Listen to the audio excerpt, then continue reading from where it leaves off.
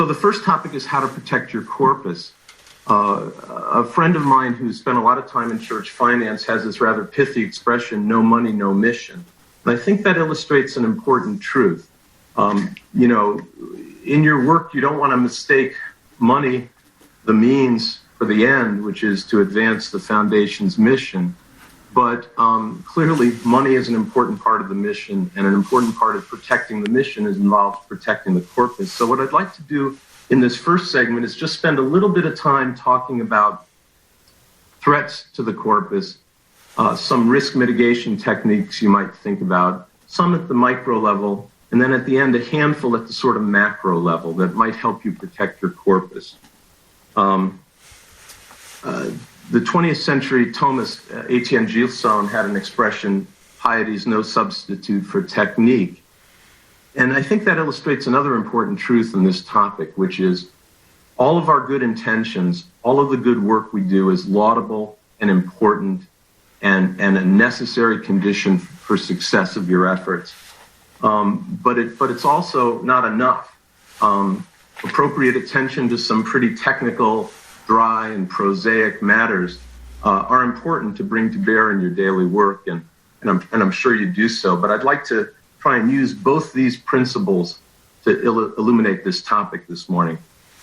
So the first threat are claims against the foundation from either disgruntled employees or vendors where the relationship hasn't gone as both parties intended. There's some tangible cost to these sorts of claims, even if the claims aren't successful in court in terms of discovery costs. But there's a host of intangible costs to these kind of claims. Employee morale, anxiety from benefactors and donors, the time sink and distraction that these kind of claims cause for staff. And so, some risk mitigation techniques to think about here might be a little obvious, but they have a real payoff. In terms of employee claims, a simple to administer but rigorous employee performance management system tends to pay off significant benefits. It's important to have a written record to defend claims from employees who may be disgruntled after termination. There's also a positive benefit to these sort of performance management systems in that, if properly administered, they give you as a manager a really valuable tool to bring your employees along, to have them grow in their roles, to have them stay longer at the foundation and add value. The temptation, I think, often in church circles is sometimes, frankly, a tendency of managers to be a bit too kind on direct reports. And while we always have to be charitable, it's important, and you owe it to the foundation and to, frankly, staff, to make sure performance problems are documented appropriately and that appropriate remediation plans are in place so that every contributor is contributing as much as they can to the effort. With respect to vendor management, there's advocates in the market for complicated contract management systems and a lot of software that, you pay significant license fees for.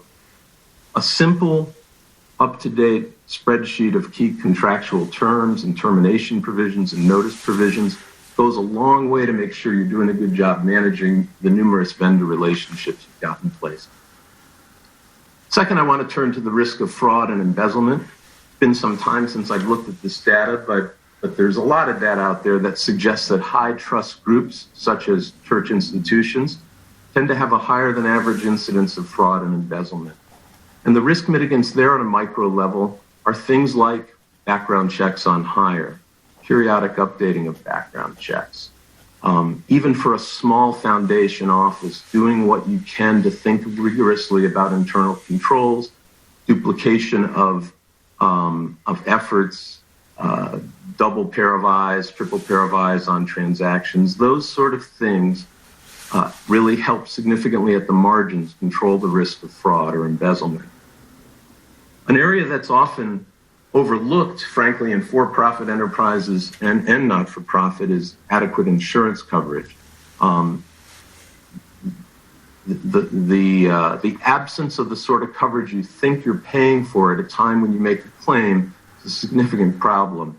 And there's a tendency for insurance in every enterprise I know of to get a little bit of short shrift. And so, I think a periodic review of insurance coverage needn't be annual, frankly, but periodically you should step back, find some appropriate resources to look at your coverage, make sure you've got in place what you need. The other area I style under the rubric of asset liability mismatches, and these can come from a number of circumstances. Most obviously and most relevantly for today's topic, it's in the area of investments. Either significant unanticipated investment losses, dramatic losses, or losses over a sustained period, inadequate liquidity in your portfolio to fund mission. Those sorts of problems can be pretty serious. And the risk mitigants there are spending time crafting an appropriate investment policy, measuring compliance with the policy. I'm an advocate of having the whole governance board at least annually look at the investment policy statement.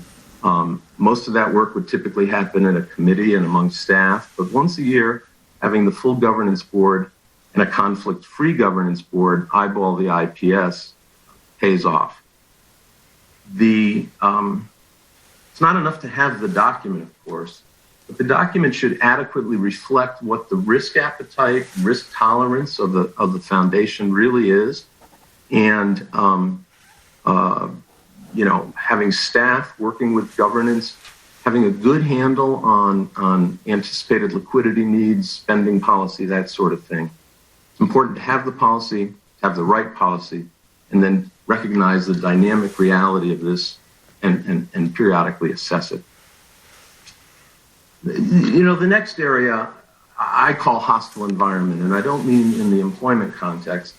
I think we owe it to ourselves to be frank and recognize that the church and church institutions are operating in a fairly hostile cultural environment. And so in the area of, look at it in the area of healthcare, right, where healthcare mergers, if the only provider in a health catchment area is a Catholic hospital, there tends to be a great hue and cry about that. Similarly, in other parts of the church institution space, there's some hostile forces that are looking for footfalls, that are looking for governance problems, and to use them against the church. And so I think that calls us all to a higher standard of making sure that we're getting the basics right, that we're paying attention to these sorts of issues. Last, to think about, I've talked a little bit about claims against the foundation related to foundation activities, but there's what I cynically call the plaintiff's bar risk, which is the risk that foundation assets will be sought to satisfy claims against an affiliate of the foundation, most obviously the diocese or a parish. Section 4, in Section 4 this morning, Tom's going to talk a good bit about piercing the corporate veil.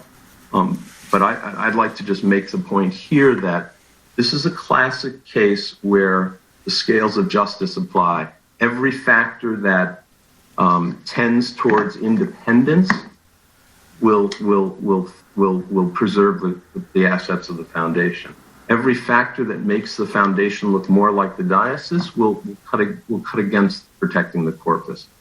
And there's a host of prudential judgments that are involved here. But there's no one right size answer. Clearly, your foundations have a critical role supporting the mission of the church, and so one wouldn't want to let the independence tail wag the dog. There's some tough balances to be struck here that you're all aware of, and it's important to pay appropriate attention to that. So this is just a half dozen kind of risks to the corpus and some micro level mitigants that you might think about. I'd like to end this segment talking about three what I call macro level mitigants. One I alluded to when I talked about employee claims. Having the right staff in place, hopefully for a long time contributing, is really key to advancing the foundation's mission and protecting the corpus from some of these threats. So that speaks to things like hiring practices, retention, and developing employees where they are. Second relates to governance boards, investment committees, finance committees. I think intentional time spent around board development, making sure the composition of governance bodies is appropriate, the right kind of expertise, the right kind of commitment to mission, and the right kind of frankly, personality that will allow these individuals to govern the foundation effectively and appropriately is really key. So those are two people criteria and macro level mitigants. There's a process level mitigant I'd suggest for your consideration. And in for-profit business, of course, it goes by the name of enterprise risk management, and it doesn't necessarily mean some expensive software system that you procure. It can be something as simple as an Excel spreadsheet that reflects the thinking of staff and governance around the significant risks to the corpus, kind of scores them on a basis of likelihood of harm, magnitude of harm, and then reflects thinking about what appropriate risk mitigation steps are for each class of risk. That's something staff might look at quarterly. Like the IPS, I recommend governance boards have a look at a risk matrix once a year. We all know reality is dynamic. The reality in which you work is dynamic. Therefore, the risks are dynamic. Therefore, your response to the risks has to be dynamic. Those are the key things I wanted to share with you this morning about protecting the corpus. We're going to turn the microphone now. You've just heard from David Skelding, president of Spokes Advisory, talking about protecting the corpus. Thank you for listening.